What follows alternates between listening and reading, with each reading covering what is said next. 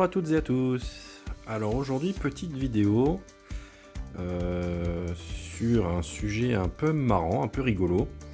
Euh, je l'ai un peu résumé sur la table en fait. Vous avez deux petits objets, donc une pierre et une petite statuette en bois. Donc la pierre, une calcite optique et une statuette en bois qui représente les Vikings. Et donc le sujet de la vidéo va être quel est le lien justement entre cette calcite optique et les Vikings. Commençons déjà par parler de la pierre, donc la calcite optique. C'est une pierre qui est complètement translucide. Voilà. Et dans le commerce, elle se trouve souvent sous cette forme-ci. Donc son autre appellation, c'est le spat d'Islande. Et déjà, vous commencez à voir un peu la relation avec les Vikings, et on y reviendra après. Alors en fait, c'est une pierre qui est assez jolie, mais elle a quelque chose de très rigolo. C'est que, on va parler, elle a une propriété optique très particulière, qui est utilisée aujourd'hui encore dans nos instruments et notamment de gémologie. Elle a cette particularité qu'on appelle, cette propriété plutôt physique, qu'on appelle le doublage. Alors je vais vous montrer, et un doublage d'ailleurs qui est très fort. Je vais vous montrer par le biais de la caméra ce que c'est que justement que ce doublage. Alors pour vous illustrer le doublage, j'ai repris notre compagnon du jour qui est notre ami le Viking. Donc tel que vous le voyez ici au travers de la caméra, vous avez une image qui est très nette, avec des contours bien définis. Si vous prenez le casque, il y a bien une limite en fait de bois. On voit très bien, il y a un seul trait. Si on prend la corne ici, je ne vois qu'une seule corne. Si le nez, vous ne voyez qu'un seul nez. Si vous prenez la massue par exemple du Viking, je n'ai qu'une seule image en fait nette de cette massue. Alors maintenant, si je place, alors ça va être un peu compliqué parce que comme mon cristal de calcite a des inclusions, ça trouble un peu. Je vais essayer de placer un endroit où c'est relativement clair. Voilà, donc là c'est un gros plan.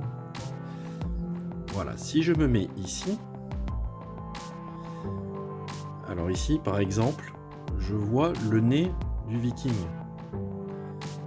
D'accord? Donc si j'enlève le nez, je ne vois qu'un seul nez.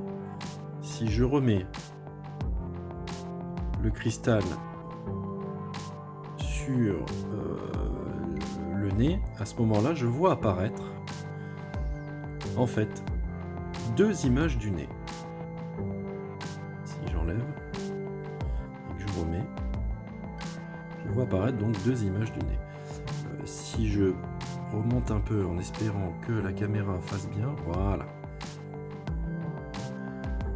Donc tout à l'heure, j'avais ici, j'ai mon Viking en entier, une seule image.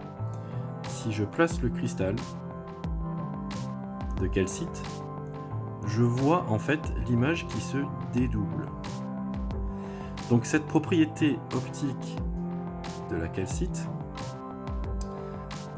en gémologie, elle est liée à un phénomène qui s'appelle la biréfringence. Alors la biréfringence, c'est un terme très barbare. Le mieux, c'est que je vous montre un peu comment ça se passe dans le cristal de calcite, sur papier, avec un petit dessin, et vous comprendrez mieux.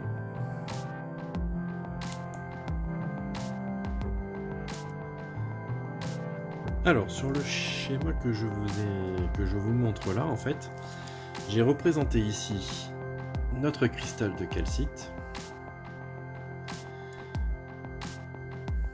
Donc là, qui est tout seul. Ici, je représente un rayon de lumière du soleil, par exemple, qui est ici. Alors ce rayon est très particulier puisque, en fait, ce rayon, c'est en quelque sorte une onde donc une énergie qui vibre dans un plan, donc qui avance comme ça et qui vibre dans un plan dans toutes les directions, hein, mais dans un plan dont les composantes sont verticales et comme ça, et horizontales. Donc cette énergie, ce rayon lumineux qui vient au contact ici du cristal, à l'intérieur du cristal, en fait, la composante de la lumière qui est comme ça et la composante de la lumière qui est comme ça, en fait, dans le cristal, vont se propager à des vitesses complètement différentes. Ce qui fait que, en fait, en sortie de cristal, j'obtiens deux rayons lumineux, ici et ici, qui sont dits polarisés parce qu'ils ne vibrent que dans une direction comme ça et une direction comme ça. Donc en fait, en gros, pour résumer, le rayon lumineux ici incident qui vibre dans ce plan comme ça vibre dans tous les sens, dans toutes les directions, dans ce plan comme ça, et ça avance. Cette boule d'énergie qui arrive, en fait, quand elle va rentrer au contact du cristal et dans cette direction-là du cristal, les deux composantes, en fait, vont apparaître, d'où le fait d'avoir deux images. Je vais avoir une image uniquement avec les composantes dans un sens, et une deuxième image qui est liée aux composantes dans l'autre sens.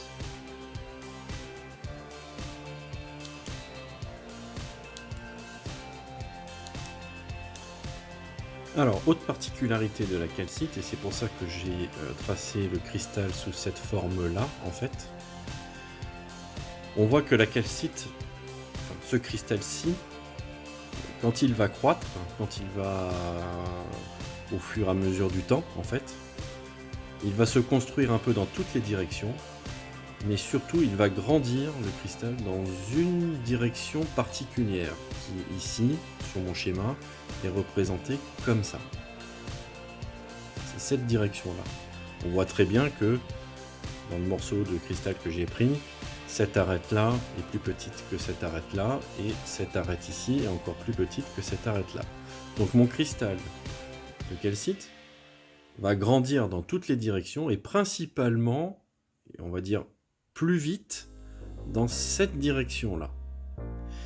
Et bien maintenant, si je place mon rayon lumineux dans cette direction-là, en fait, ce phénomène-là ne s'observe plus, mais c'est uniquement valable dans cette direction-là, dans cet axe de croissance, qu'on dit axe de croissance principal du cristal.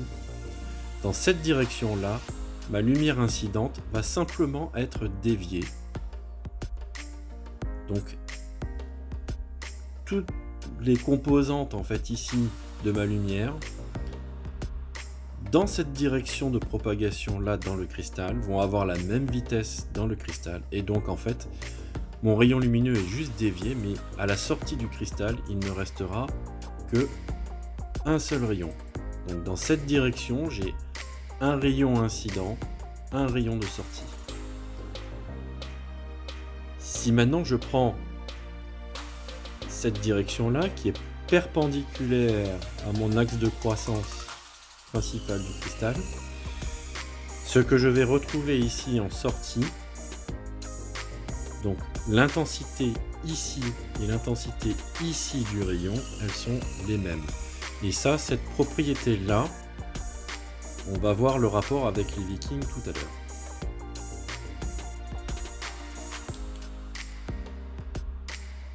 Maintenant que je vous ai expliqué la propriété principale de la calcite optique, vous allez me dire, mais quel est le rapport avec les Vikings?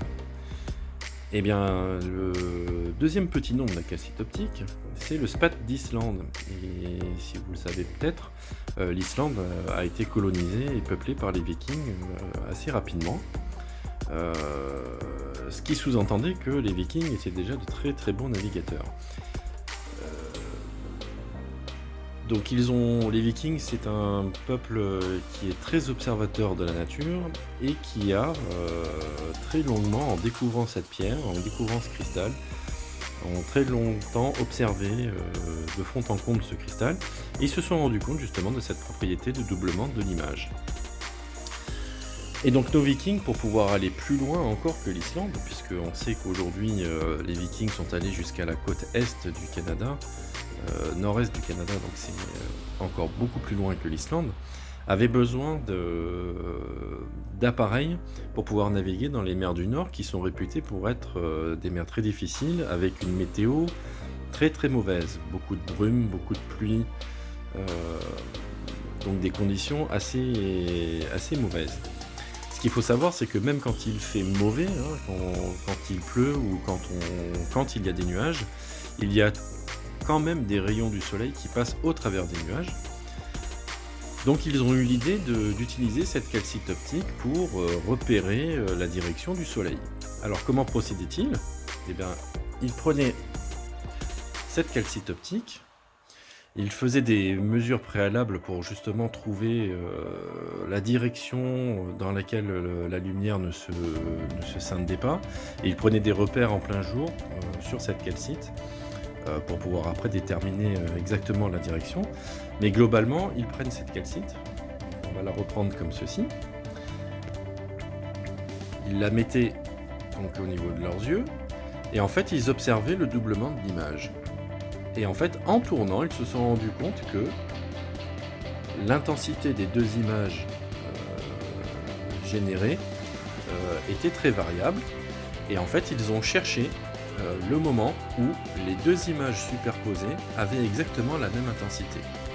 Et dès qu'ils trouvaient ce point-là, ils savaient que en faisant un angle de 90 degrés par rapport à la direction de croissance du cristal qu'ils avaient repéré auparavant, donc en faisant cet angle-là, ils allaient retomber sur la direction de la lumière incidente, donc en fait de la direction du soleil.